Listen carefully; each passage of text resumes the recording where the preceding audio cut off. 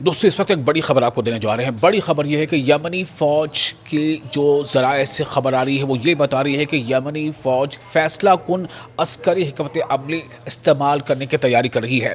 किसके खिलाफ? सबसे बड़ा सवाल ये है, ये इसी मामले से जुड़ी बड़ी खबर है जो इस वक्त अभी मिड ईस्ट में पूरा टेंशन बना हुआ है और अमेरिका बनाम ईरान जो हालात बने हुए हैं। अगर इस बार जंग छिड़ती है तो ये मार्का ताकत के तवाज़ुन को मुकम्मल तौर पर बदल देगा, जिसमें चौंका देने वाले और खौफनाक ऑप्शंस शामिल होंगे। ये यमनी ज़राए से यानी यमन के ज़राए से खबर सामने आ रही है और एक दो टूक इंतबा इसमें दिया गया है। यमन की जानिब से सख्त और गैर मुतवक्का सरप्राइज़ आने वाले हैं। ये सरप्राइज़र होंगे। आपको याद है ना कि यमनी फ़ौज ने किस तरह से बहर अहमर यानी रेड सी में अपनी ताकत का एहसास कराया था। और इसी से जुड़े एक और अहम खबर आपको देने जा रहे हैं। वो खबर ये है कि ईरान पर हमले के खिलाफ साबिक बरतानवी बहरी कमांडर ने वार्निंग दी है। जी हाँ, ये बरतानवी बहरी कमांडर है यानी नेवल, और ये बहरी कमांडर है, इंडियन नेवी के कमांडर हैं। इनकी वार्निंग है ईरान पर हमले के ख़िलाफ़। उनका कहना है कि ईरान पर अगर हमला किया गया तो ये किसी भी सूरत में जो अटैकर हैं जानी अमेरिका, उसके लिए बिल्कुल ये सूदमंद साबित नहीं होगा। ये एक बहुत बड़ा जो इसमें डेवलपमेंट है। बहर अहमर का तजुर्बा अभी जहनों में ताज़ा है लोगों की। आपको याद, बहर अहमर मतलब रेड सी। आपको याद होगा कि रेड सी पर किस तरह से लगातार जब यमन के हौसी बागियों ने, यहाँ तो मामला तो सिर्फ यह था कि यमन के जो हौसी फाइटर्स हैं उन्होंने इसराइल को टारगेट किया था, लेकिन अभी खबर यह आ रही है कि यमनी जो फ़ौज है वो भी और यमन के हौसी फाइटर्स, इन्होंने खुली वार्निंग दी है कि अगर ईरान पर हमला होता है तो उसके पास कोई ऑप्शन नहीं बचेगा सिवाय ये कि पूरी तरह से वो इस जंग में कूद जाए और वो अमेरिकी मफादात को लगातार निशाना बनाएगा। आप देख चुके हैं किस तरह से हौसी फाइटर्स ने निशाना बनाया इससे पहले भी रेड सी पर। हालात यहाँ तक पैदा हो गए थे कि अमेरिका को यमनियों से यानी कि हौसी फाइटर्स से सीज़ फायर करना पड़ी थी, बातचीत करना पड़ी थी, और बातचीत करके सीज़ फायर करने के बाद उसे एक तरह से मनाने की कोशिश की गई थी, मनाने की पहल की गई थी, क्योंकि उससे पहले जितने भी उस रेड सी से बड़े बड़े जो कार्गो शिप्स गुजर रहे थे उसे यमनी ने और हौसियों ने निशाना बनाया था और इसमें काफ़ी बड़ा नुकसान हुआ था इसराइल का। उसी तरह से ये जो खबर अभी आपको बता रहे हैं कि इस बार न सिर्फ ये कि यमनी बल्कि इसके साथ ही जो लेबनान से हिज़्बुल्लाह, इराक़ के भी कई ऐसे फाइटर ग्रुप्स हैं जिन्होंने सीधे तौर पर कहा है कि अगर मिड ईस्ट में अगर किसी भी तरह से अमेरिका ने ईरान पर हमले की कोशिश की या हमले का आगाज़ हुआ तो फिर वो तमाम तंजीमें जो है, वो तमाम संगठन हैं, वो बिना ये बात मतलब जहन में रखे कि वो किसके साथ हैं किसके साथ नहीं, उनका सीधा हमला ये होगा कि जो अटैकर कंट्री यानी अमेरिका, उसके ख़िलाफ़ उनकी हर कोशिश होगी। और उस पर ये बात साबित आ जाना, जो मैंने आपको पहले बताया कि बरतानिया के साबिक जो नेवी के कमांडर रह चुके हैं वो इस पर ख़ास तौर से इंतबाह दे रहे हैं, वार्निंग दे रहे हैं कि अगर रेड सी में यानी वार्निंग इस तरह से बहर अहमर में किसी भी तरह का कोई अटैक किया गया तो ये जो है ईरान के ख़िलाफ़ ये जो हमला है वो दुनिया को काफ़ी महंगा पड़ सकता है। मैं उसकी पूरी तफसील आपको बताऊँगा।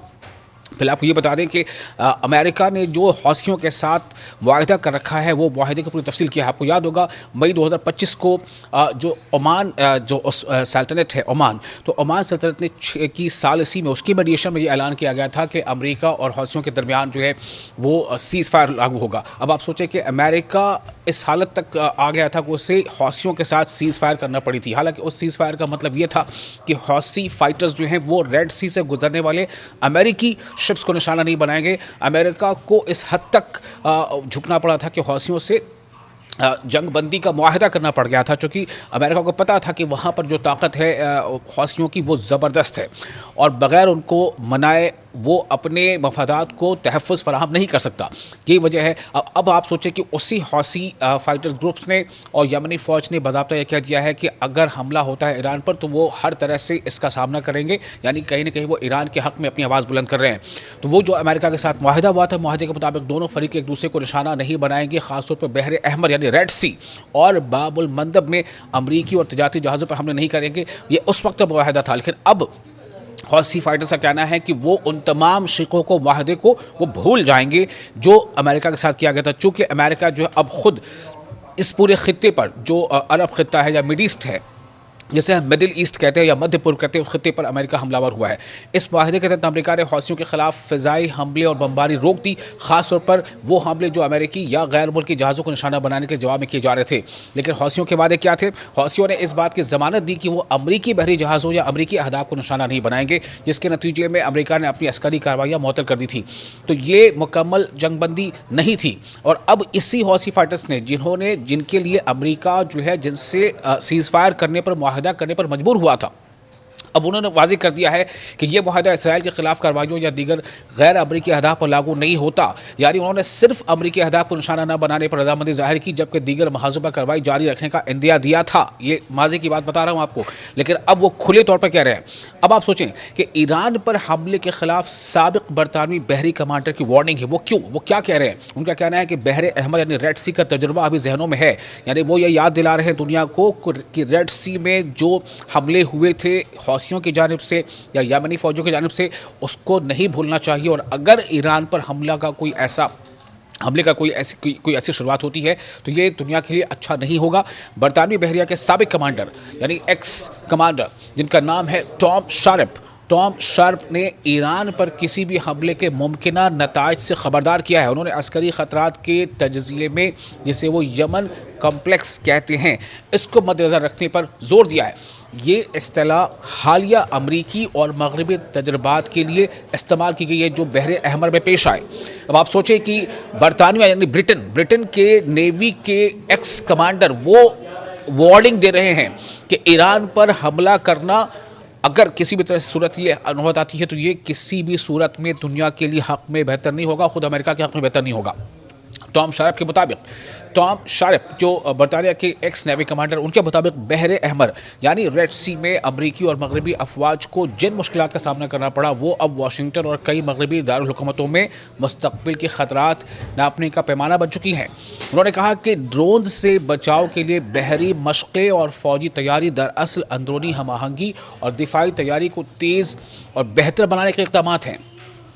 टॉम शार्प ने दावा किया है कि ये मशक़ें बराह रास्त यमन खौफ कॉम्प्लेक्स से जुड़ी नहीं है, अगरचे बाद में उन्होंने ये तस्लीम किया कि ईरान की बहरी जहाज शिकन सलाहियतों की तारीफ़ करना एक दानिशमंदाना कदम है।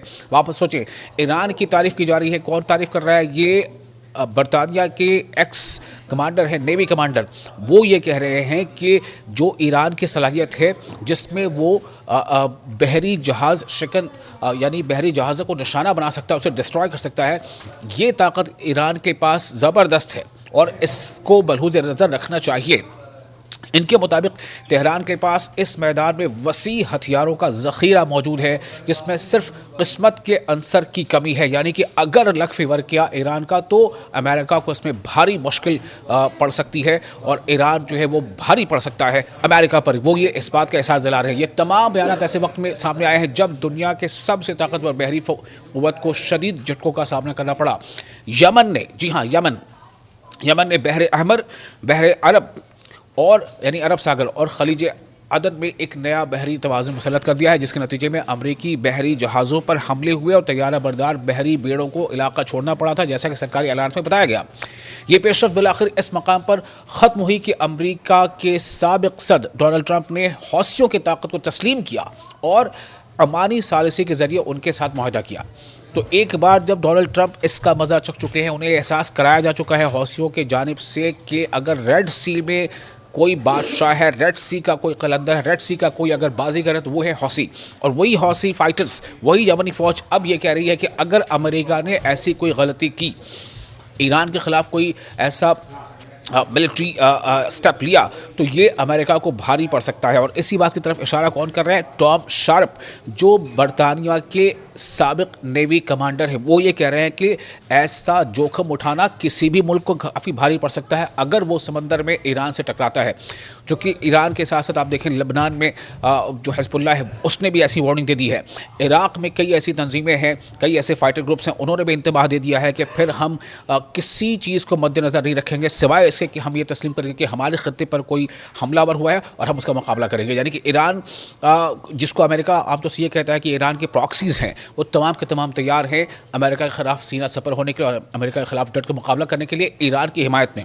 और जैसा मैंने आपको पहले बताया, किसी भी खबर ये काफ़ी अहम है कि अब जो सऊदी अरब की तरफ से जो सिग्नल्स आ रहे हैं, जो वहाँ से इशारे आ रहे हैं, वो यही हैं कि सऊदी अरब किसी भी सूरत में अपने मिलिट्री बेसिस को या अपने एयर स्पेस को ईरान के ख़िलाफ़ इस्तेमाल करने की इजाज़त नहीं देगा। तो ये तमाम ऐसी ताकतें, इसलिए लग रहा है कि अब जो मिड ईस्ट की जो प्रोबेबिलिटीज़ थी अमेरिका के फेवर में, वो कहीं ना कहीं उसके दरवाजे अब बंद होते जा रहे हैं और ये हौसियों का अब नया ऐलान ये भारी पड़ सकता है।